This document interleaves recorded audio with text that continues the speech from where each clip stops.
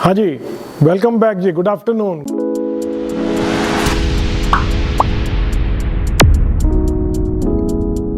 Late us understand the anatomy of sales. क्या होता है कि अल्टीमेटली हम जाते क्या, हम सेल्स पे जाते हैं कि सेल्स होना चाहिए, लेकिन फाइनली हमने कभी ये ध्यान नहीं दिया कि ट्रेडिशनल वे ऑफ सेल्स क्या होती है। ट्रेडिशनल वे सेल्स में होता है, एक प्रिलिमिनरी स्टेज होती है। प्रिलिमिनरी स्टेज के बाद में हम लोग उसको एक इन्वेस्टिगेशन स्टेज करते हैं। इन्वेस्टिगेशन स्टेज के बाद में एक डेमोस्ट्रेशन स्टेज होती है कि जो कैसे कोई प्रोडक्ट लेके हम डेमोस्ट्रेशन करते हैं, करेक्ट। उसके बाद फाइनली हम कस्टमर से कमिटमेंट लेते हैं। यही होती है या और कुछ होता है? यही होता है, राइट। आज एग्जाम्पल के तौर पे कुछ एक हमारे सज्जन ऐसे बैठे हैं जो सेल्स में भी हैं, कुछ हमारे ऑफिस के भी हैं, लेकिन अल्टीमेटली हम लोग को, सब लोगों को ये ख्याल रखना है कि हम सब सेल्स में हैं। चाहे वो फाइनेंस वाले हैं, चाहे ऑपरेशंस वाले हैं, चाहे सेल्स एंड मार्केटिंग वाले, हम अल्टीमेटली हमारा फाइनल ऑब्जेक्टिव सेल्स है, क्योंकि सेल्स ही हमारे को थ्रूपुट देती है और जिसके थ्रू हमारे को फाइनली हमारा गोल एस्टैब्लिश होता है to earn money, isn't it? Company earns money, we all earn money, correct ना? एग्जाम्पल के तौर पे कई बार मेरे को ऑफ लेट, थोड़े दिन से ही ये मेरे को माइंड में आ रहा था कि मेरे रेजिस्टेंस मिल रही है मार्केट से कि भाई हमारी ब्रेक लाइनिंग नहीं बिकती। तो let us take a case in point of brake lining. तो इन्वेस्टिगेशन स्टेज में जब आप हमारे सेल्स के वो जाते हैं, तो इन्वेस्टिगेशन स्टेज के दौरान हम लोगों ने ये करना है कि जाते ही सेल्स पिच नहीं करनी होती है। एक चीज का खास ख्याल रहे कि हम कभी भी डायरेक्ट जाके सेल्स पिच कर मेरी ब्रेक लाइनिंग ले लो, no, not like that, it's not the right way. हम उसको जाके अपनी इन्वेस्टिगेशन स्टेज पे जाके पहले उससे ये पता हमें जानकारी लेनी पड़ेगी कि ये कस्टमर जो है हमारे को ब्रेक लाइनिंग हमारा यूज करता नहीं है, तो कुछ ऐसी बातें हैं, करेक्ट। फिर हमने उसको जाके ही अपने आप को इंट्रोड्यूस करना है कि मैं, जो भी यहाँ पर DSR बैठे, of course all of you are not DSRs, लेकिन आप लोगों को जानना इसलिए जरूरी है कि ये इंक्लूसिव बिजनेस है हमारा, हम सबको कुछ ना कुछ नॉलेज रखनी बहुत जरूरी है।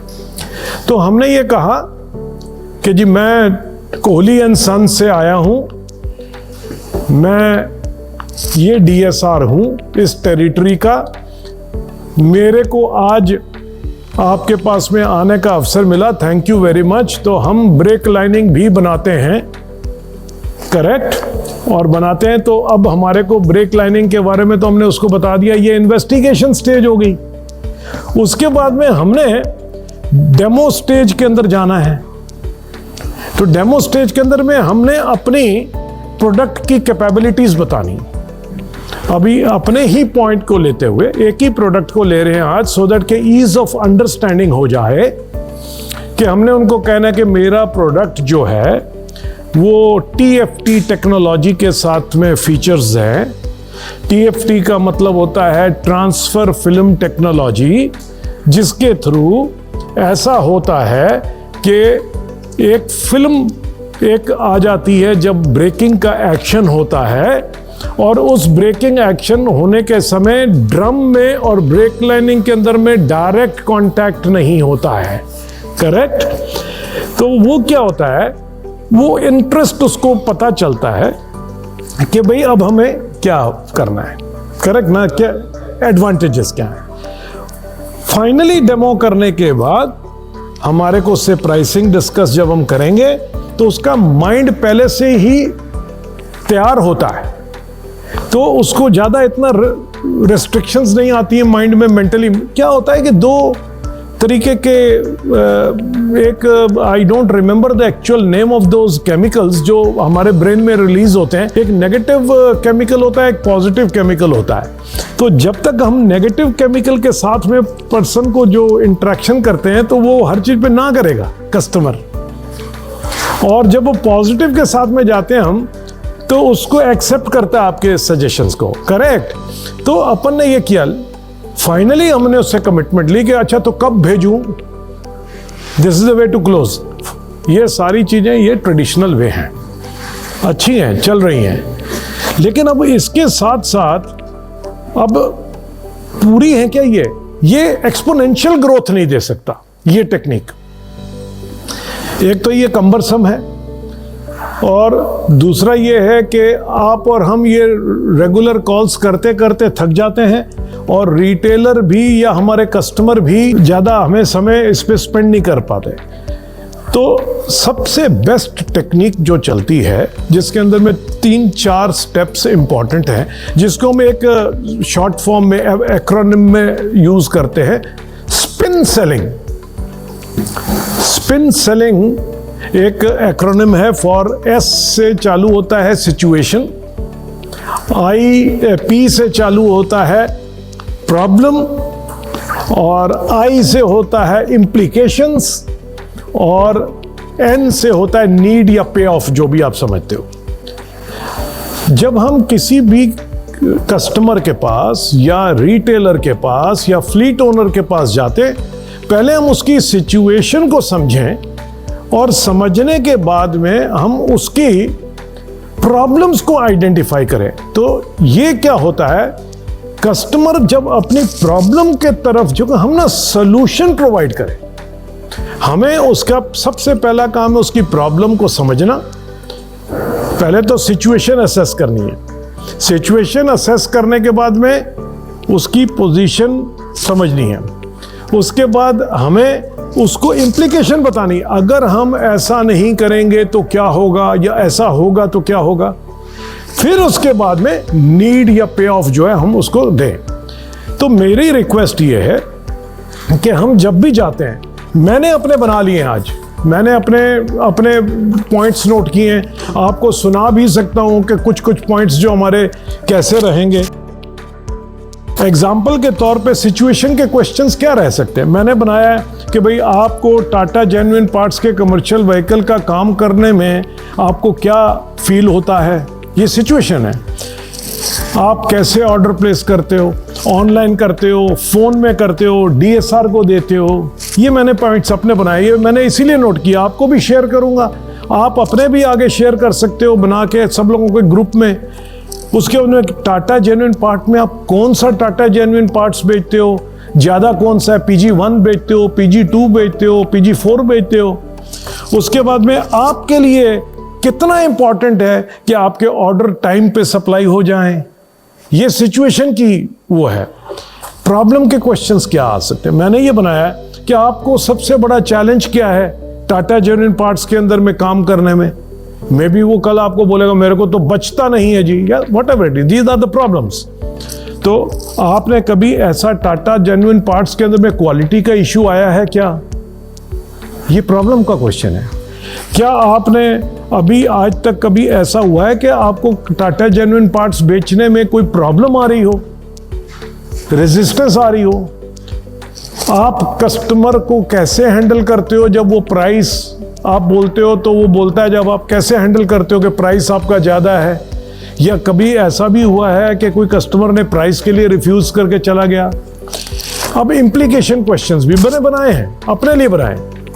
इम्प्लीकेशन है कि अवेलेबिलिटी आपको कैसे अफेक्ट करती है, अगर राइट टाइम अवेलेबिलिटी हो तो क्या होगा, अगर राइट टाइम अवेलेबिलिटी हो आपकी ROI कहाँ जाएगी, कैसे रिड्यूस हो जाएगी आपकी, अगर इन्वेंट्री का लेवल कैसे घट जाएगा, क्या इन्वेंट्री के वो होने से आपको फ़ायदा होगा अगर हम डिस्ट्रीब्यूटरशिप से डेली सप्लाई करें आपको।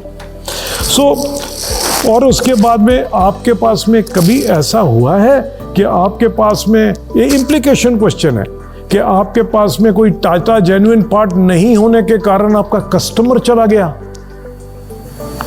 Am I right? उसके बाद में मैंने बनाया कि कभी ऐसा हुआ है कि आपको देरी से माल मिलने के कारण आपको असुविधा हुई हो? होता है ना, ये दीज आर द क्वेश्चन जो मैंने अपने एक्सपीरियंस से, जो मैंने आज तक गेन किया, ये एक्सपीरियंस से मैंने क्वेश्चंस बनाए। ये क्वेश्चंस चारों हेड पे बना के आप अपने अपने रखो। क्या होगा अगर आपको टाटा जेन्युइन पार्ट्स नहीं मिलेगा? ये इम्प्लीकेशन क्वेश्चन है। अगर आपको नहीं मिलेगा तो क्या होगा? आपको फिर आ जाता पे ऑफ क्वेश्चन, जो सबसे इंपॉर्टेंट आदमी का, वहां retailer, customer, everyone wants some solution on that ना। मैंने ये बनाया है। आपको कैसे लगता है कि अगर आपकी इन्वेंट्री अगर फर्स्ट ग्रो ज्यादा होगी या कम होगी तो क्या फायदा होगा? अगर हम कम करते हैं तो उसकी आरओआई बढ़ जाती है ना। एम आई राइट या नहीं बढ़ेगी? अगर इन्वेंट्री मेरी रिटेलरशिप में कम जाती है तो मेरी आरओआई बढ़ेगी या घटेगी? बढ़ेगी, क्योंकि मेरी कैरिंग कॉस्ट घट जाती है ना। फिर उसके बाद में वो ये लिखा है मैंने, अगर मैं आपका ऑर्डरिंग सिस्टम स्ट्रीमलाइन कर दूं तो आपको क्या फायदा होगा? करेक्ट ना? तो फायदा होगा, क्योंकि उसको ऑर्डरिंग सिस्टम जैसे ईज ऑफ ऑर्डरिंग आ जाएगी, ई दुकान है, डीएसआर है, तो ये सारी चीजें हमने बतानी है। अगर आप रेंज बढ़ा लेंगे तो आपके कस्टमर को आप ज्यादा सर्व कर पाएंगे। तो ये आपको पे ऑफ का क्वेश्चन है कि आप अगर रेंज बढ़ाएंगे तो आप अपने कस्टमर को ज्यादा टीजीपी देंगे तो ज्यादा होगा। फिर उसके बाद में अगर हमारा टैट अच्छा हो जाता है, टर्न अराउंड टाइम, तो आपको बेनिफिट होगा। सो ये जब आप सारे क्वेश्चनों का उल्लेख कर दोगे, उसके बाद में आप जब कस्टमर के साथ में बात करते हो, चाहे वो रिटेलर हो, चाहे फ्लीट ओनर हो, हर जगह हमने सोल्यूशन प्रोवाइड करने की बात करनी है। ओके, तो जब हम सोल्यूशन किसी भी चीज में सोल्यूशन प्रोवाइड करते हैं तो कस्टमर गिव्स इट्स ईयर्स, वो देता है। हमें अपने आप को ये 4 पॉइंट पे, स्पिन सेलिंग वाले 4 पॉइंट पे अपने आप को पहले एजुकेट करना है। मैं रिक्वेस्ट करूंगा कि सारे अपने स्पिन सेलिंग के क्वेश्चंस अपने अपने बनाओ। आप जो भी मार्केट जाते हो, आप नहीं तपन तुम मार्केट नहीं जाते हो तब भी बनाओ कि तुम्हारे पास में अगर बाय द बाय कोई कॉल आती है, तुम यहां से मैनेज करते हो, तब भी तुमको पता होना चाहिए कि कहां कौन सी बेनिफिट का सोल्यूशन हमने देना है, कैसे उसकी असेसमेंट करनी है। तब देखो जितनी रेजिस्टेंस टू सेल है ये खत्म हो जाती है। क्या कारण ये है? प्राइस पे मैं कभी बात नहीं करता हूं, इतने दिनों में मैंने कभी बात नहीं की। क्यों नहीं करता हूं? पहली बात तो ये है कि as a distributor I can't change the price. दूसरी बात ये, I can't change the discount, क्योंकि डिस्काउंट एक दायरे पे फिक्स्ड है, वो हमारे प्रिंसिपल की तरफ से फिक्स्ड है, और उसके अंदर में हमारे हाथ में चैनल मार्जिन रखने के बाद जो भी देना बनता है हमने ऑलरेडी दे दिया होता है। फाइनली आपने कभी ये सोचा कि there is a very huge fight going between Android and iOS? iOS 3 गुना महंगा है, एम आई राइट? तो who is winning the war? Ultimately iOS is winning the war. Slowly and steadily iOS अपने छाप बढ़ाता जा रहा है। एंड्रॉयड भी बहुत अच्छा है। ये एग्जांपल दे रहा हूँ, केस स्टडी की बात कर रहा हूँ, हमारे से कनेक्टेड नहीं है, लेकिन ये देखो ना कि हम अगर महंगे भी हैं तो Tata genuine parts gives quality. आपको क्वालिटी के जो फीचर्स हैं वो बताने हैं, फीचर्स बताने के बाद बेनिफिट बताना है। देखो हम सब क्या करते हैं ना, फीचर्स बता देते हैं, फिर वापस आ जाते हैं ब्रेक लाइनिंग वाले इशू पे। TFT है, नॉन एस्बेस्टस है, ये सब कुछ है, दीज आर ऑल फीचर्स। हमें उसको बेनिफिट पे भी टच करना है कि 2 टाइम्स सर्विस मिलेगी। तो आपको क्या होगा, 2 सेट ऑफ कंपटीटर प्रोडक्ट और 1 सेट हमारा आपको लगाना है। तो बेनिफिट क्या हुआ? अगर 100 रुपीज का कंपटीटर का हमारा 150 रुपए का है तो उसके 2 लगेंगे, उसके 200 बनेगा, हमारा 150 लगेगा। देयरफॉर 50 रुपए की गेन है कस्टमर के लिए। ये है बेनिफिट। फीचर्स, बेनिफिट, फीचर्स तक हम सीमित हो जाते हैं, इसके आगे बढ़ते नहीं है। बेनिफिट दिखाओ रिटेलर को भी, कस्टमर को भी।